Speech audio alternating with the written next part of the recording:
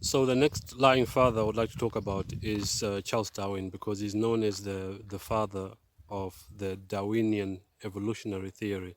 Now, I did make a very short video. It's on my YouTube Shorts, where I spoke about Charles Darwin and his lies about how human beings have evolved from apes to what we are today. So maybe just make a longer video, because I said I would do a series of videos talking about lying fathers, and Charles Darwin was one of them, because he lied basically. And I don't know what Charles Darwin's motivations were. Perhaps it was money. I don't know. But bearing in mind that Charles Darwin was he was a failed priest who went on this expedition, or trip to the Galapagos Islands, which was actually funded by the Rothschilds. I need to make sure I get that in there, because if you understand who the Rothschilds are, then you understand that there was an agenda there, because the Rothschilds are one of the wealthiest families in the world, and they are European Jews who, in F. Tapas book and in the Encyclopedia Britannica, it says that the Rothschilds are keepers of the Vatican treasury, or guardians of the Vatican treasury. So there's this myth going around a lot, that's been going around for a long time, that Jews rule the world. And even some say that Adolf Hitler, who was actually Roman Catholic, that he persecuted the Jews because they had a lot of power in Germany, which they probably did, but they are not the ones that rule the world. So I'm just saying all that because I'm mentioning the Rothschilds, who actually, partly own the Federal Reserve, and they sent their agents to basically set up this central bank in America. These are the same. This is the same family that sponsored Charles Darwin's trip to the Galapagos Islands. So once Charles Darwin got to the Galapagos Islands, it said that he noticed that the finches, the birds, these birds called finches, had different beaks. Some had long beaks, which they use for catching insects and stuff like that. Some had short beaks, or beaks rather, and he said that Charles Darwin then, it's kind of like a light bulb went off in his head, and he realized that this had happened because of evolution, and that he then basically applied this to even as far to human beings, saying that human beings had evolved from apes, which is quite a big jump. What he noticed was basically adaptation, because the finches, whether they had long beaks or short beaks, were still birds. All of them were birds. None of them had evolved into another animal. So that's a lie straight away. Um, this is contrary to God's word, which says that, in 6 literal days, God created all the trees you can see behind me, all the animals and the human beings. He created all the creatures in the seas and the birds that fly in the air in 6 literal days. And then Charles Darwin came along and said, no, that's not it. This happened because of evolution. Yet we don't see any half-evolved apes, and in fact, Charles Darwin's theory about evolution has caused a lot of racism, which I've personally experienced when I was in the UK, because of the simple fact that I've got dark skin and curly hair. It's because of Charles Darwin.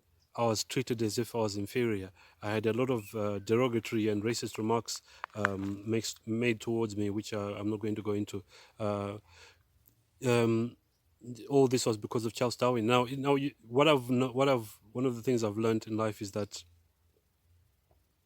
the only thing that can unite us as human beings, whether we're white, black, native Indian, or Indians from Asia, or Chinese from South America,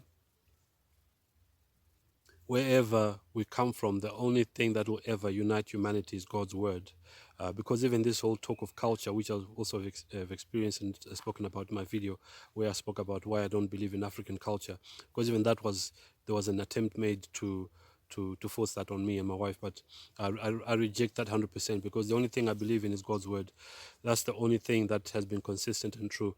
So I was just saying the only thing that will ever unite humanity is God's word, because God's word, crosses all boundaries and brings people together, and it makes us realize that we have one creator. As it says in the book of Acts, God has made all flesh of one blood. So in fact, sometimes we talk about races, and I even used the word racism earlier. That's not the right word to use, because there's actually only one race. God created one race. Black Africans are not a race apart from Europeans. Human beings are just one race with different skin colors and different types of hair and different colored eyes. But we allow Darwinian evolutionary theory to divide us, and of course that's from the devil, because remember, one of the devil's tactics is divide and conquer, which even on YouTube, and I actually sometimes watch some of these videos on YouTube so that I can know what's happening around the world. But in America, there's these tactics of dividing people along quotes racial lines is happening quite a lot. It's one of the tactics that's used actually by the government itself, but also that comes from the devil. It's a tactic to cause disunity among human beings who were created in God's image. Yeah, so Charles Darwin lied, and I've actually read that Charles Darwin, on his deathbed, confessed and said, but basically his evolutionary theory was false. But it's been said no, he didn't say that. So I don't know if I've left anything out. Yeah, it's these things are taught in schools, and remember how when I spoke about when I did my video on education, on public education specifically, that it's basically the purpose is to mold the minds of children and young adults. Because whatever they're taught in school, they'll believe that to be true, because the teacher is an authority figure. So those who are taught this stuff in school actually believe that is true, and they don't question it. But it's like there's no evidence, there's no missing link. There have been many times when they've said that they found the missing link between apes and human beings, but then it's turned out to be false. And one of the other lying fathers I'm going to talk about is Tyler Dean, because he was involved in the Piltdown Man hoax, where they said that they'd found the missing link between apes and human beings. Yeah, so that's what I wanted to say about Charles Darwin. That for those who are both Christians and non-Christians, that those two groups who are watching these videos, test whatever is being said in the world. Test that with God's word and see whether it's true or not. If God says that He created the world and the inhabitants of the world and the trees and everything in the world and human beings in 6 days, He created mankind in His own image. It never says in the Holy Scriptures that He used the evolutionary theory to create mankind. It doesn't say that. The very fact that He created in 6 days just proves that this is false, because evolution is said to take millions and millions of years to happen. That's why when these so-called scientists are challenged and asked why we don't see evolution taking place now, they say it takes a long time. It takes a long time because it's, to them, according to them, it takes a long time, but they say that because it's false, because they can't prove it. So, yeah, so that's what I wanted to say about Charles Darwin as a lying father.